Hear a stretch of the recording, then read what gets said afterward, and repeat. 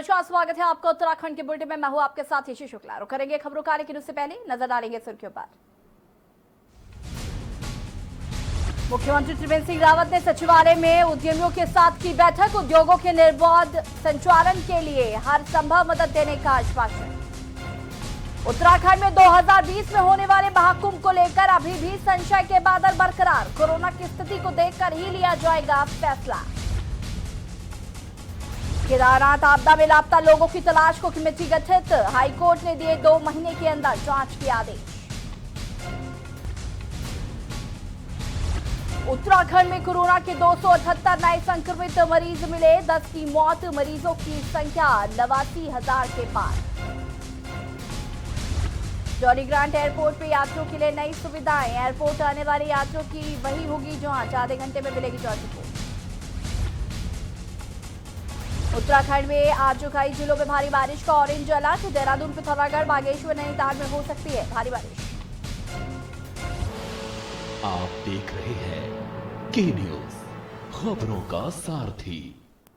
और अब रुक करेंगे खबरों का। खबर देहरादून से है। मुख्यमंत्री श्री त्रिवेंद्र सिंह रावत ने शुक्रवार को सचिवालय में वेबिनार के माध्यम से दूसरे हेलीकॉप्टर समिट का शुभारंभ किया। नागरिक उड्डयन मंत्रालय, भारत सरकार और अफ्रीकी के द्वारा संयुक्त रूप से आयोजित सम्मेलन में देश में हेली सेवाओं की स्थिति एवं संभावनाओं पर चर्चा की गई।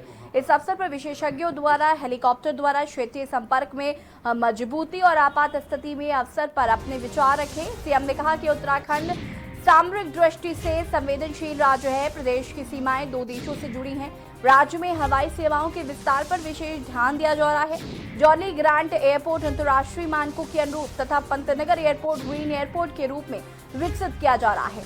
वर्तमान में राज्य में 50 स्थापित है। राज्य में अतिरिक्त हेलीपैडों की स्थापना के लिए भारत सरकार से अनुरोध किया जा रहा है।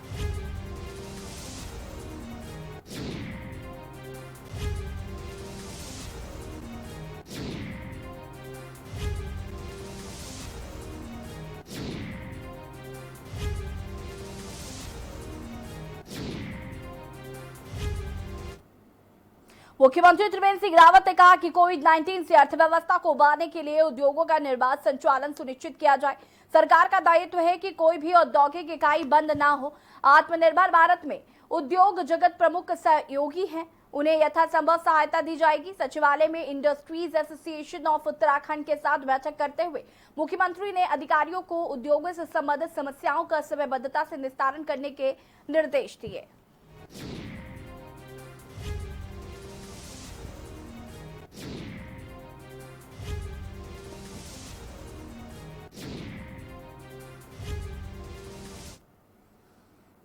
हल्द्वानी में कोविड-19 तथा जन स्वास्थ्य को दृष्टिगत रखते हुए जिलाधिकारी सविन बंसल ने चिकित्सा प्रबंधन समिति की बैठक लेते हुए चिकित्सालयों में चिकित्सा व्यवस्था को और अधिक सुदृढ़ करने हेतु चिकित्सा उपकरण एवं पर्याप्त स्टाफ तैनात करने की स्वीकृति दी।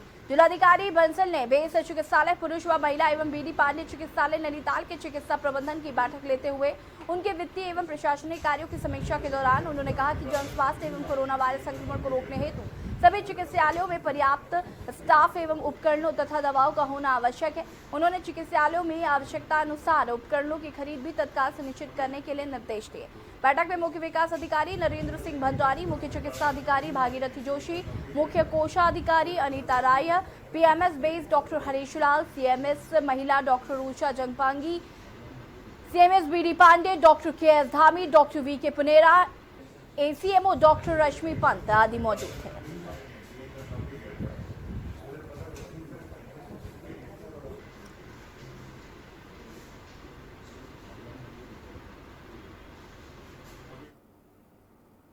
नैनीताल जू में वन पंचायत सरपंचों के साथ वीडियो कॉन्फ्रेंसिंग के माध्यम से बैठक आयोजित की गई, जिसमें ग्राम सभा स्तर पर वन पंचायत को आ रही समस्याओं और समाधान के लिए सुझाव पर मंथन करने के साथ ही वन पंचायतों को ग्राम पंचायतों के साथ जोड़ने, एकल खिड़की प्रशासन एवं प्रबंधन व्यवस्था लागू करने हेतु पंचायती वनों के सीमाबंदी कार्य को छोड़कर अन्य समस्या प्रबंधन हेतु तकनीकी सलाह का कार्य वन विभाग को सौंपे जाने और वन पंचायत के चुनाव वन विभाग से करवाने का प्रस्ताव रखा गया।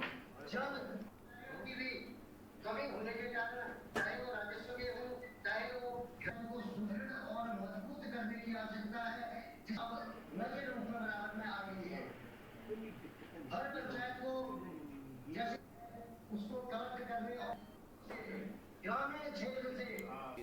आज वन पंचायत सरपंच का सम्मेलन पूरा उत्तराखंड का वीडियो कॉन्फ्रेंसिंग हो रहा है। पीसीसीएफ महोदय जयराज सर के अध्यक्षता में और ज्योत्सना सितलिंग मैडम वन पंचायत पीसीसीएफ के अध्यक्षता में हो रहा है। और वन पंचायत सरपंच का समस्या हर डिस्ट्रिक्ट से अवलोकित कर रहे हैं अभी। उसमें नैनीताल डिवीजन का भी है, Nainital forest one soil division का भी है, रामनगर डिवीजन का भी है और हल्द्वानी डिवीजन का भी सरपंच लोग इधर अवेलेबल है। नैनीताल हाईकोर्ट ने 10 हेक्टेयर से कम क्षेत्र में फैले या 60% से कम घनत्व वाले वनों को वन नहीं मानने के खिलाफ दायर जनहित याचिका की सुनवाई करते हुए कार्यवाहक मुख्य न्यायाधीश रवि कुमार मलिमथ व न्यायमूर्ति एनएस धनिक की खंडपीठ में सुनवाई करते हुए याचिकाकर्ताओं से 3 सप्ताह के भीतर प्रतिशपथ पत्र पेश करने को कहा है। मामले की अगली सुनवाई 3 सप्ताह के बाद की तिथि नियत की गई है, जबकि सरकार के उक्त आदेश पर कोर्ट ने पहले ही रोक लगा रखी है। मामले के अनुसार नैनीताल निवासी पर्यावरणविद प्रोफेसर अजय रावत, विनोद पांडे और रेणुपाल ने अलग अलग जनहित याचिकाएं दायर की थी।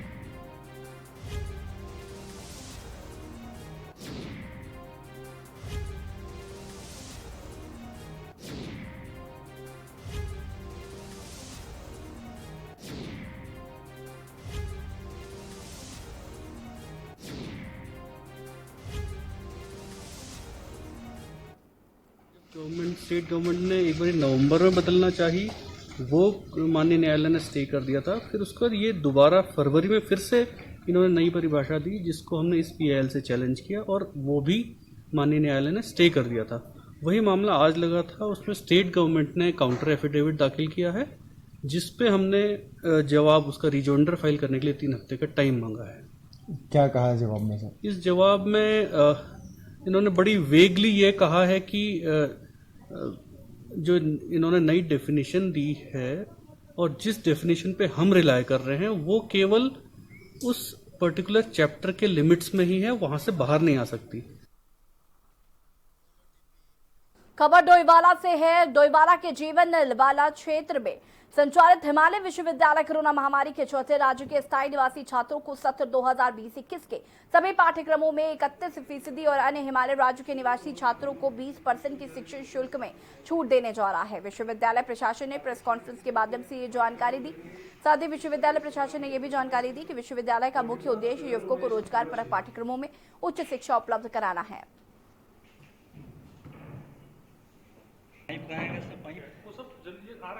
लोग ये चाहते हैं कि हमारे यहाँ से जो बच्चे पढ़ के जाएं उनको डिजास्टर से संबंधित उसको मिटिगेट कैसे करना, उसको काउंटर कैसे करना, उसकी नॉलेज हो। इंडस्ट्रीज में इसकी बहुत बड़ी डिमांड है। इंडस्ट्रीज में भी आजकल आप सुनते होंगे बहुत सारे इंडस्ट्रीज में डिजास्टर्स हो रहे हैं, तो ये स्किल्ड मैन पावर की आवश्यकता है। उसी को ध्यान में रखते हुए हम लोगों ने डिजास्टर से संबंधित इस साल से हमले होगी कोर्सेज शुरू करने वाले। चमोली में बाहर से लौटे स्वजन एवं बेरोजगार युवाओं को स्वरोजगार स्थापित करने के लिए विभिन्न स्वरोजगार योजनाओं का लाभ मिलना शुरू हो गया है। शुक्रवार को जनपद के रेखीय विभागों द्वारा बद्रीनाथ विधानसभा क्षेत्र के चयनित बेरोजगार युवाओं को स्वरोजगार योजनाओं का लाभ दिया गया। विकास भवन सभागार में बद्रीनाथ विधायक महेंद्र प्रसाद भट्ट ने के कर कमलों से क्षेत्र के चयनित बेरोजगार युवाओं को कृषि उद्यान, poultry dairy, readymade garment, food processing, restaurant, general store, motor repair इत्यादि क्षेत्र में स्वरोजगार स्थापित करने हेतु स्वीकृत ऋण धनराशि के चेक एवं कृषि उपकरण वितरित किए गए। कृषि विभाग के माध्यम से दशोली ब्लॉक के बाटुला गांव के नंदा स्वयं सहायता किसान समूह, कड़ूड़ गांव के ज्वाला स्वयं सहायता किसान समूह एवं कृषक मनवर सिंह को 80% अनुदान पर कृषि यंत्रों का वितरण किया गया। इस अवसर क्षेत्रीय विधायक महेंद्र प्रसाद भट्ट ने चयनित सभी लाभार्थियों को स्वरोजगार स्थापित करने के लिए अपनी शुभकामनाएं दी।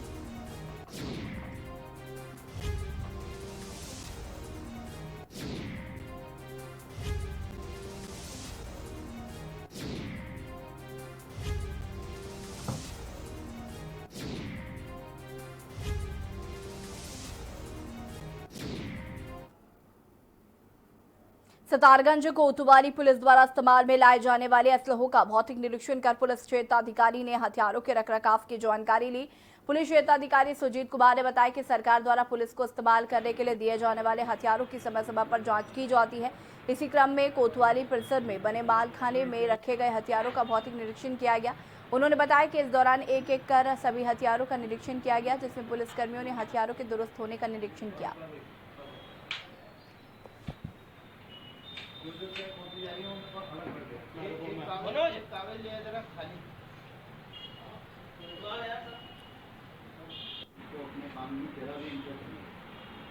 हमने किया है और अभी तक जितने भी असले हमारी जीपी लिस्ट में चढ़े हुए हैं उस हिसाब से अभी सब कुछ ठीक ठाक पाया गया है और अभी निरीक्षण चल ही रहा है। अभी पुनः दोबारा किया जाएगा, उनको अभी बाहर निकलवा रहे हैं क्योंकि धीरे धीरे करके एक एक असले को चेक करके उन्हें रखवाया जा रहा है, फिर जिसकी चेकिंग की जानी होती है उसे बाहर निकलवाते हैं। खबर बाजपुर से है, जहां एक क्रेन ने बाइक सवार को पीछे से टक्कर मार दी, जिससे साइकिल सवार युवक की मौत हो गई। घटना की सूचना मिलते ही पुलिस मौके पर पहुंच गई और शव को कब्जे में लेकर पोस्टमार्टम के लिए भेज दिया है। बता दें कि बाजपुर की संजय कॉलोनी निवासी हरकुमार यादव एफसीआई में सहायक श्रमिक के पद पर कार्यरत थे। एएसपी राजेश भट्ट ने बताया कि क्रेन को कब्जे में ले लिया गया है और मुकदमा दर्ज कर कार्रवाई अमल में लाई जाएगी।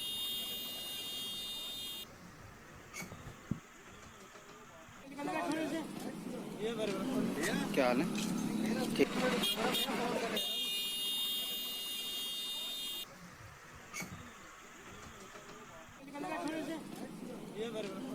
क्या हाल है?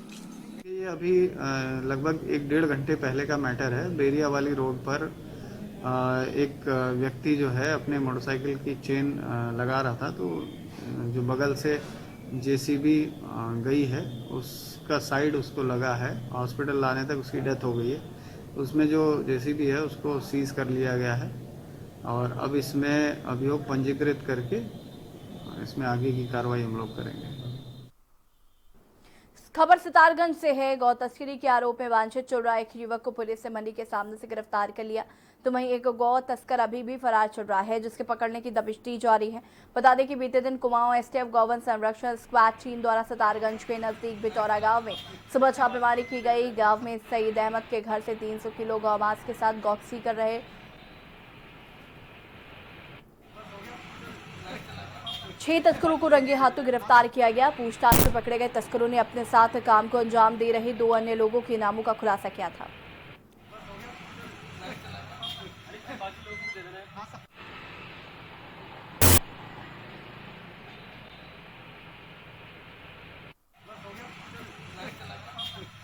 ये सरदार नाम का व्यक्ति एक गौकशी के मुकदमे में वांछित चल रहा था, जो आज मंडी गेट के पास से पुलिस ने गिरफ्तार कर लिया और माननीय न्यायालय पेश किया गया। उधम सिंह नगर जनपद के नानक महता थाना क्षेत्र में युवक और युवती के शव मिले। नानक सागर पर टहल रहे लोगों द्वारा युवक युवती के शव देखे जाने की सूचना पुलिस को दी गई। शवों की तलाशी लेने पर उनकी जेब से निकले मोबाइल फोन कर रिश्तेदारों को पुलिस द्वारा बुलाया गया। मौके पर पहुंचे मृतक किशन के जीजा रामविलास निवासी चारूपेटा खटीमा ने बताया कि लड़के का नाम किशन राम और लड़की का नाम राजकुमारी है। दोनों रामगंगा नगर बरेली के निवासी हैं। दोनों 3 दिन से घरों से गायब थे। मृतका राजकुमारी की बरेली में शादी हो चुकी थी। दोनों का काफी समय से आपस में प्रेम प्रसंग चल रहा था।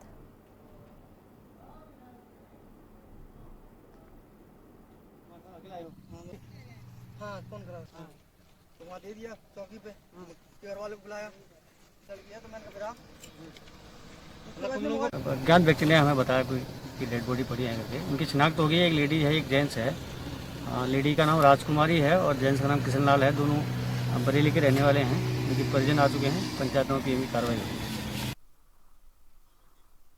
अवैध रेती गिट्टी मोरंग आदि खनिज पदार्थों को बिना परमिशन भंडारण और व्यवसाय करना अवैध कार्य की श्रेणी में आता है, जिसकी रोकथाम के लिए कबीरधाम जिले के बाकायदा खनिज विभाग की स्थापना की गई, जिसमें खनिज अधिकारी, खनिज इंस्पेक्टर और अन्य कर्मचारियों को किसी भी अवैध खनन, अवैध परिवहन या अवैध भंडारण के ऊपर तत्काल कार्रवाई करना रहता है, मगर कबीरधाम जिले की ओर से कोई काम नहीं किया जा रहा है। आपको बता दें कि डुमरिया, रणवीरपुर और रणवीरपुर पेट्रोल के पास में 50 हाईवे से ज़्यादा रेत, 50 हाईवे से ज़्यादा मिट्टी और उतने ही भारी मात्रा में मुरूम का अवैध रूप से भंडारण किया गया। कई सालों से यह अवैध व्यवसाय जारी है, लेकिन कोई कार्रवाई नहीं की जा रही है।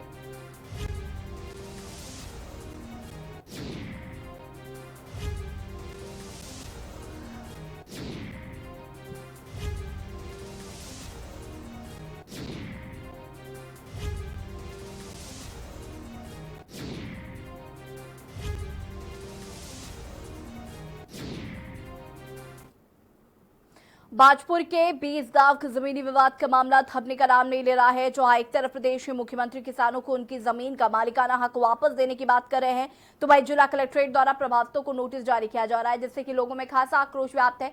बाजपुर के रामलीला मैदान में कांग्रेस कार्यकर्ता और सैकड़ों ग्रामीणों ने एकत्र होकर 20 गांव के हजारों परिवारों को उनकी जमीनों का मालिकाना हक वापस दिलाने की मांग की।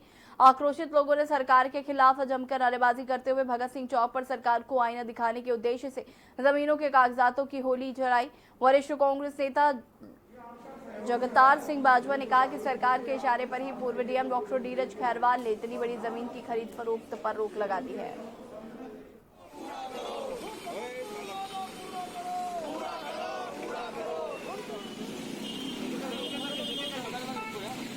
ये निर्णय लिया गया है कि अभी तक सांकेतिक रूप से हम प्रदर्शन करते आए हैं और 10 तारीख का जैसे तारीख का ये बताया जा रहा है, तो आज हमने प्रतियां जला करके रजिस्ट्रियों की विरोध किया है कि आखिर तहसीलों पर विश्वास कौन करेगा।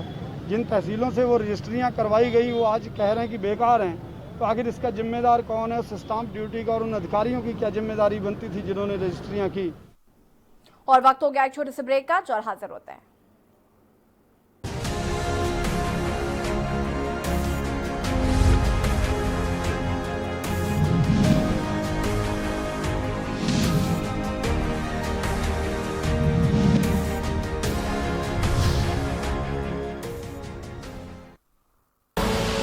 आप देख रहे हैं के न्यूज, खबरों का सारथी।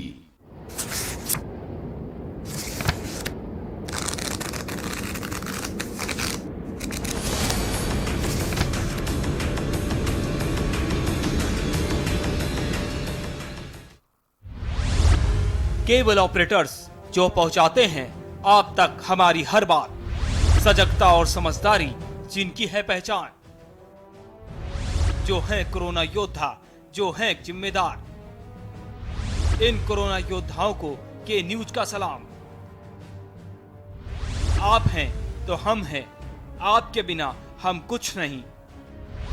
देश भर के केबल ऑपरेटर्स कोरोना योद्धाओं का के न्यूज की तरफ से हार्दिक अभिनंदन। आप देख रहे हैं के न्यूज, खबरों का सारथी।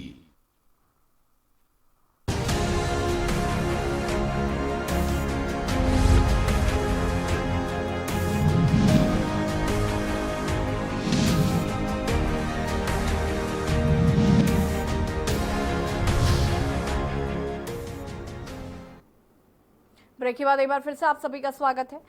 पहली ही बरसात में 15 करोड़ की लागत से निर्मित सुरक्षा कार्य ध्वस्त हो गई है। गुप्तकाशी कालीमठ मोटर मार्ग के विद्यापीठ में मार्ग क्षतिग्रस्त हो चुका है। मानकों के इतर कार्य करने से पहले ही बरसात में निर्माण कार्य की पोल खुल गई है। मोटर मार्ग पर 15 करोड़ की लागत से निर्मित दीवार और पुश्ते पहले ही बारिश में जमीन दोज हो चुके हैं। मोटर मार्ग पर आवाजाही बंद करने से 10,000 की आबादी वाले कालीमठ क्षेत्र की जनता की मुश्किलें भी बढ़ गई हैं। बता दें कि गुप्तकाशी कालीमठ मोटर मार्ग पर हाल ही में 15 करोड़ की लागत से दीवारों और पुश्तों का निर्माण किया गया था।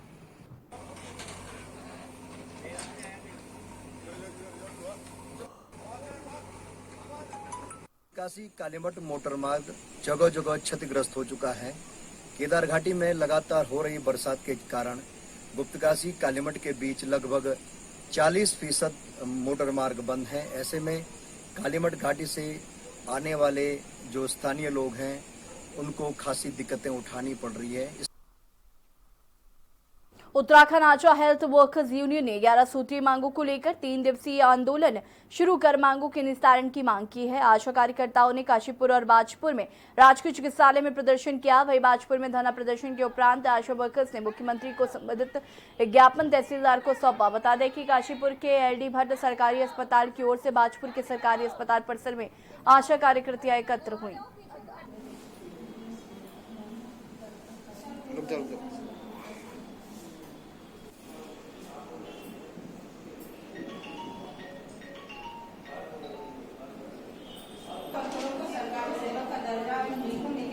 सरकार जो है हम लोग को हर सारे काम को जो है अनदेखी कर रही है, तो हम लोग चाहते हैं कि हम लोग इतनी संकट की घड़ी में भी हमने सरकार का साथ दिया, तो सरकार को भी सोचना चाहिए कि कम से कम कुछ ना कुछ वेतन के रूप में हम लोगों को मिले। जिसमें हमारी जो मांग है वो ये है कि कोविड-19 में 10,000 जो है मासिक भत्ता जब तक कोविड-19 हमारा चलता है 2022 तक हम लोग को मिलना चाहिए।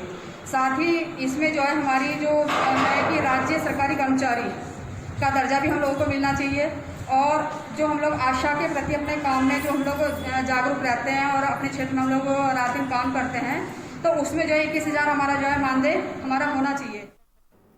उत्तराखंड में हो रही बारिश लगातार चलते पर्वतीय इलाकों में जनजीवन अस्त व्यस्त हो चुका है।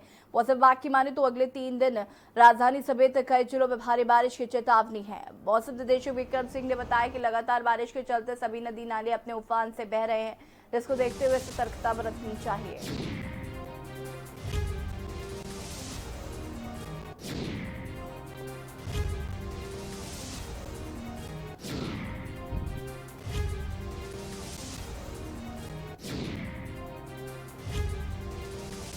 करें उत्तराखंड के लिए, आज 7 तारीख अगस्त की हो गई है, तो 7, 8, 9 ये 3 दिन के लिए मैं कहूँगा कि प्रदेश में अच्छी बारिश है। ज़्यादातर जगहों में हल्की से मध्यम बारिश आपको जो है प्रदेश में देखने को मिलेगी इन 3 दिन के दौरान, और साथ में जो भारी बारिश है वो भी कहीं कहीं पर देखने को मिलेगी। खासकर मैं कहूँगा कि जो हमारे अंदर के डिस्ट्रिक्ट है, पिथौरागढ़, बागेश्वर, चमोली या उत्तरकाशी, इवन रुद्रप्रयाग, इनमें संभावना है कि 7 और 8 में जो है इनमें हैवी रेन्स जो है कहीं कहीं पर मिलेंगी। 2021 में होने वाले महाकुंभ को लेकर भी अभी संशय के बादल छाए हैं। कोरोना की वजह से महाकुंभ का स्वरूप अभी तक तय नहीं किया गया है, लेकिन अब महाकुंभ कोरोना की स्थिति के आधार पर ही तय किया जाएगा। यदि महाकुंभ के आयोजन से पहले कोरोना की वैक्सीन आ जाती है तो कुंभ का आयोजन संभव है, और यदि वैक्सीन नहीं आ पाती है तो कुंभ के आयोजन को लेकर भी स्थिति उसी दौरान तय की जाएगी। मुख्य सचिव ओम प्रकाश ने बताया कि कोरोना की वजह से चारधाम की यात्रा और कांवड़ मेला स्थगित किया जा चुका है, और अब महाकुंभ को लेकर भी कोरोना की स्थिति के आधार पर ही कुंभ की स्थिति तय की जाएगी। उन्होंने कहा कि यदि वैक्सीन तैयार हो जाती है तो महाकुंभ के आयोजन पर ज्यादा दिक्कतें नहीं होंगी।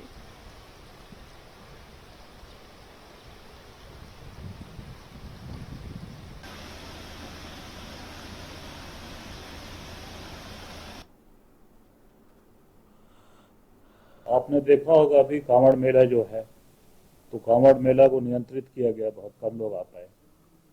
तो कुंभ में भी जो भीड़ है उस पर नियंत्रण रखा जाएगा और वो उस समय की स्थिति के अनुसार होगा। अगर वैक्सीन पहले आ जाती है तब तो हमें बहुत परेशानी नहीं होगी, लेकिन अगर वैक्सीन नहीं आती तो निश्चित रूप से हमें जो वहाँ आने वाली भीड़ है उसको नियंत्रित करना होगा और उसमें आवश्यक व्यवस्था करनी पड़ेगी। रायपुर देहरादून में अधीनस्थ सेवा चयन आयोग उत्तराखंड के नवनिर्मित भवन का लोकार्पण किया। मुख्यमंत्री त्रिवेदी ने कहा कि अधीनस्थ सेवा चयन आयोग का भवन बनने के से आयोग में कार्यों में तेजी आएगी। उन्होंने कहा कि मार्च 2017 में अब तक लगभग 3 वर्षों में अधीनस्थ सेवा चयन आयोग द्वारा 59 परीक्षाएं आयोजित की गई हैं, जिसमें से 6000 पदों पर चयन प्रक्रिया पूर्ण की गई। इस चयन पर 2500 पदों पर भर्ती की प्रक्रिया शुरू की गई।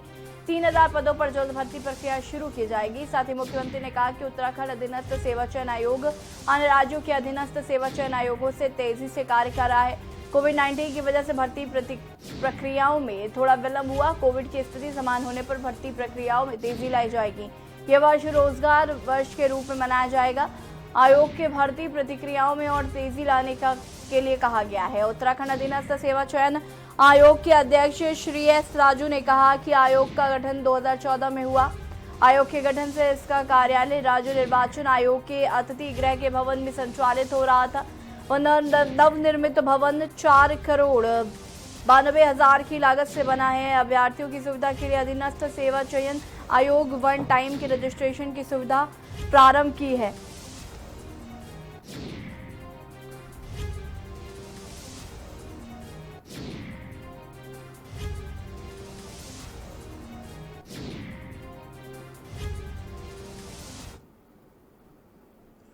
उत्तराखंड में अब शुरू अनलॉक 3 हो गया है। जिलाधिकारी आशीष श्रीवास्तव ने जानकारी देते हुए बताया कि जो राज्य सरकार का निर्णय है उसी क्रम में जो लोग दूसरे राज्यों से आएंगे उनको 2 भागों में विभाजित किया जाएगा, जिसमें से एक हाई लो डिस्ट्रिक्ट जहां कोविड के केस ज्यादा आ रहे हैं, दूसरा अन्य डिस्ट्रिक्ट है जो हाई लो डिस्ट्रिक्ट के लोग हैं। जब वो वहां आएंगे तो उन्हें यहां क्वारंटीन किया जाएगा या अपना कोरोना नेगेटिव का 72 घंटे के अंदर का सर्टिफिकेट लेकर आएंगे तो उनको घर पर ही 14 दिन तक क्वारंटीन किया जाएगा। साथ ही जितने भी लोग यहाँ आएंगे प्रत्येक दिन पूरे राज्य में 2000 लोगों को आने की अनुमति दी गई है। वेबसाइट पर रजिस्ट्रेशन करा सकते हैं। इसके अतिरिक्त कोई नेगेटिव रिपोर्ट लेकर आता है वो भी रजिस्ट्रेशन करने के बाद यहाँ पर आ सकता है।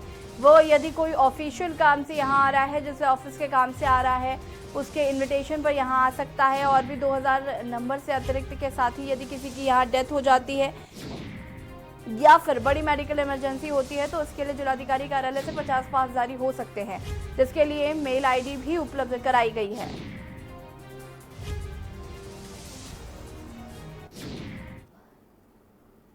हमारे राज्य सरकार का निर्णय है, उस निर्णय के क्रम में जो लोग भी दूसरे राज्यों से यहाँ पर आएंगे उनमें से जो शहर हैं उनको 2 भागों में विभक्त किया गया है। एक हाई लोड डिस्ट्रिक्ट्स हैं जहाँ पर ज़्यादा केसेस कोविड के आ रहे हैं और दूसरा अदर डिस्ट्रिक्ट्स हैं।